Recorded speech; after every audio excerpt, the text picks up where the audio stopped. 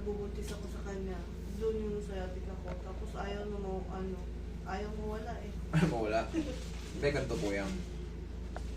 Para sa inyong kaalaman, kay ma'am mismo galing, meron siyang liboscoliosis. Ngayon, base rin sa kanya, nakuha niya raw sa pagbubuntis. Tama po yun. Alam niyo kung bakit? Kahit hindi pa kayo nagbuntis, pag meron kayong liboscoliosis, automatic, magkakaroon ng discompression sa lumbar part. Ngayon, siyempre nabuntis siya. Pag dumating na yung 7, 8, 9 months, pabigat ng pabigat yung bata. Pabigat ng pabigat yung bata. Ngayon ikaw, siyempre ikaw, ganun. Minsan hindi nakakabalik yun. Madalas ko pa rin sinasabi sa ibang video dyan, yung may mga spine problem, pag nagbuntis kayo, magsasuffer kayo. Kasi kahit wala pa kayong dinadala, nangangawit na kayo kasi may tabingin na yung spine nyo eh. Ngayon, pag may dinala na kayo, yun nga, 7, 8, 9, o 6, magmula sa 6, medyo lumalaki na intern nyo. Hindi nakakabalik pa yung ibang mga nadadagdagan yung compression, tapos merong hindi na ibabalik na mga facet joint, coastal facet, yung maliliit na joint. Yan yung aayusin natin. Sabi niya, hindi na mawawala, hindi na nawawala, yan na. Pero yung liboscoliosis, hindi na po talaga mawawala yan kasi inano yan eh. Tabingin na yung spine nyo. Pero pag na-adjust yan, yung pain na nararamdaman niya, back siya.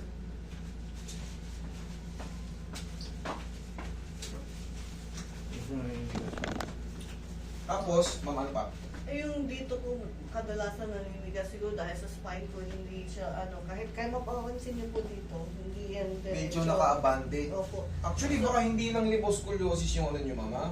Opo. Base sa physical appearance nyo, yung posture nyo, medyo pa-forward yung... Yeah, ito parang yung nagtatrabaho ko sa Middle East, ito forward, parang nag-chicken neck ako. Yes, nakaganon kayo. Tapos yan, tinerapi din ako doon. Tsaka yung ano nyo, protrude po yung dito nyo, parang nakapabukol.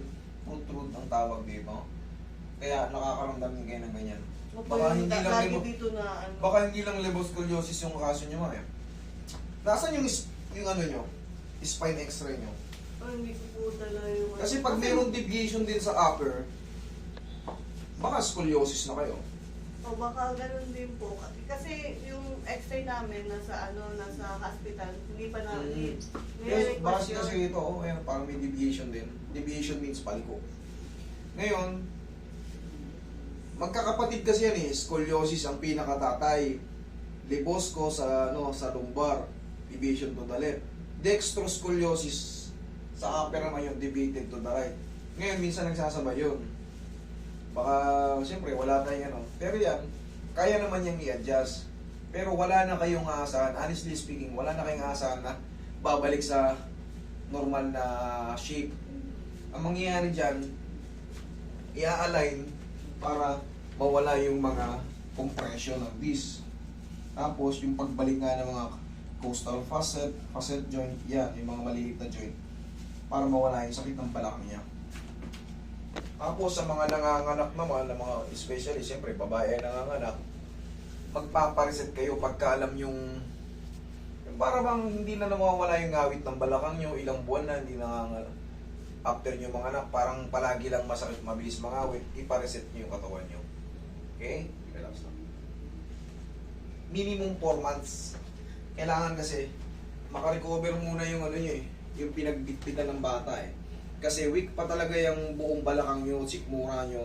Pag bagong panganak pa yun, hindi pa kayo pwedeng magpuwersa. Sinasabi naman ng doktor, hindi kayo pwedeng magbuhat, hindi kayo pwedeng makatag-katag, pahinga muna.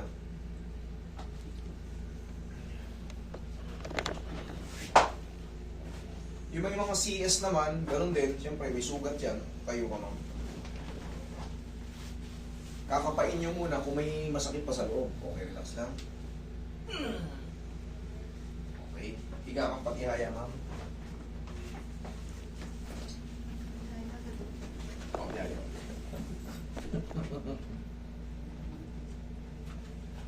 susukatin ko yung paa mo eh.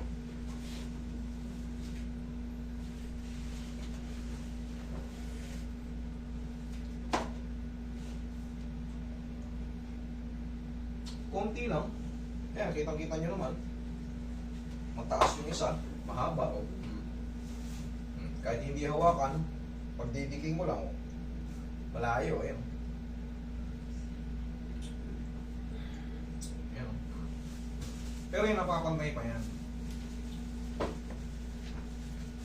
Pinakita ko lang kasi ito yung mga magiging resulta pag meron kayong mga spine problem. Relax lang.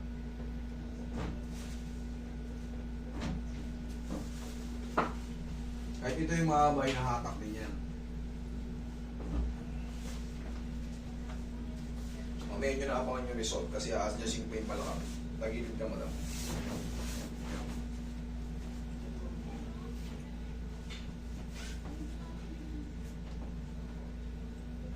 Relax lang ha.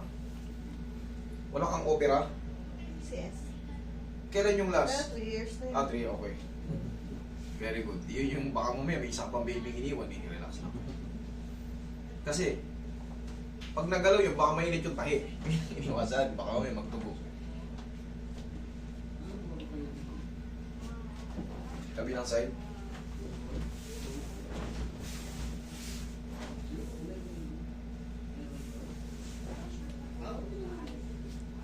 Relax lang. Yeah. Okay, tapa kayo mo. Sakto yung pinakabutas.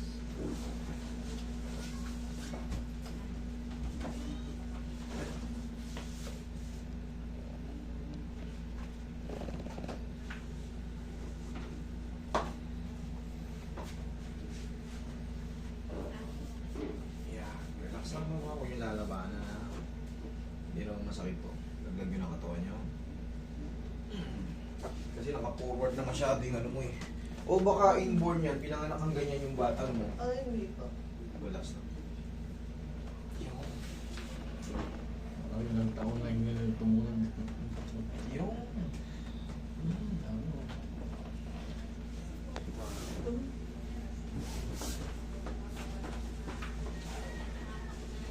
Ito ba yung doon yung mga kaso?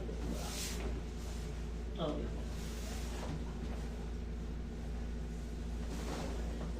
Bumibili ako ng SIM card, hindi ko muna binubuksan. Bubuksan ko yung pag na pauwi na ako. Kasi pag sa abroad, biglang pasok sa ibang bansa, wala na signal yung SIM card. Okay. Inhale. Exhale. Diyan lang muna, ma'am. Tatayo, a few seconds na. Tapos, sanayin nyo na magkaganito. Yung mga sumasakit ng balakang, pagising nyo pa lang sa umaga, ganyan o. Kahit di gano'ng malakas, basta pagising sa umaga, squeeze nyo lang yan. Kasi, kayo may mga tabi ng spine, kumbaga normal lang nakukompress yung disc nyo. So, kailangan i-move nyo yan. Tulad mo, liboscoliosis. Ano ba ibig sabihin ng liboscoliosis? Yung lumbar mo deviated to the left. Yun ang libosco. Ngayon, siyempre, pag nagtrabaho ka, nagbuhat-buhat ka ng mabibigat, yung balakang mo mabilis mangawit. Katagalan, pag hindi mo yung tinitreat, lahat ng mga nakapalibot dyan sa balakang mo, umaakyat din yan. Kasi yung mga connection yan. Check na natin yung paa.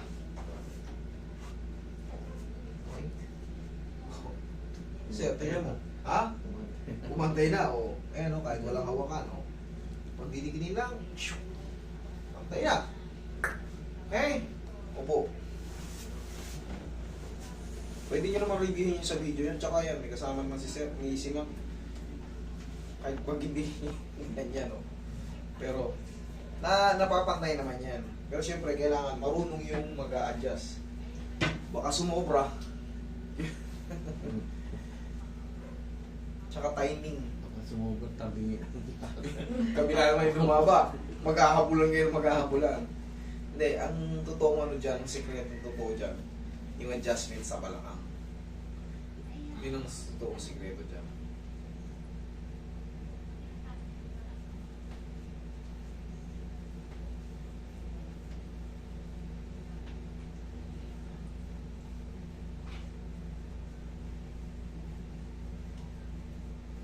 Pag magmamasas kayo, ito ma'am, kasi tumitikas tong ganito mo, di ba? Lagi. medium type lang para hindi masaktan. Ganyan, no? Kasi hindi naman dinudurog yan, lalo na kayo masasaktan. Ganyan lang. Nadidiinan siya pero never aaray.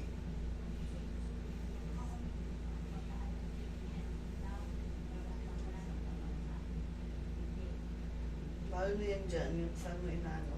Yes, ito, bakit ko dinodoble? Kahit ginalaw na ni Roy.